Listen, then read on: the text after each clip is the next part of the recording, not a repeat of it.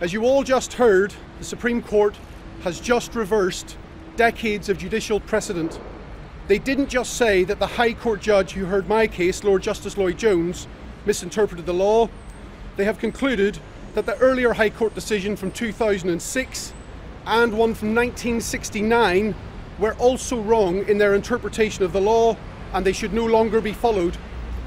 Be in no doubt, despite the judgment, I followed the law precisely as laid down and interpreted by High Court judges in two different cases from 1969 and 2006. They told me that to attend regularly was to attend very frequently. So I decided not to pay a £60 penalty notice because my daughter had otherwise perfect attendance at school.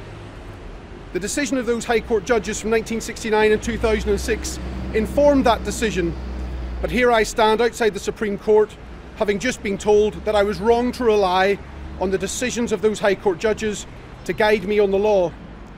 With this judgment, those precedents have been swept away, and the consequences can only be described as shocking.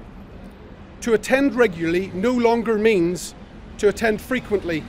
It now means to attend on all the days and at all the times that the school requires it. Every unauthorised absence, including being a minute late to school, is now a criminal offence. If you share custody of your child, as I do, with a former partner, and they are late to school on a day when you don't have them, you have committed a criminal offence under this judgment. If you decide to keep your child off school for a day because they've woken up in the morning, tomorrow morning they wake up, they look tired, and you decide to keep them off because you're their parent, you can no longer do that, because if the head teacher second guesses you and marks it as unauthorised, you've committed a criminal offence.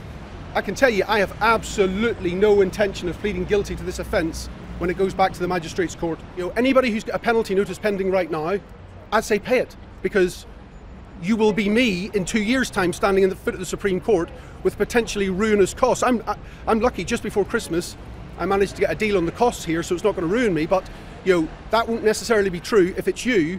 So I would strongly suggest to anybody who's got a penalty notice pending, this judgment is shocking. You will lose when you go to court unless you've got some very good other legal arguments to win.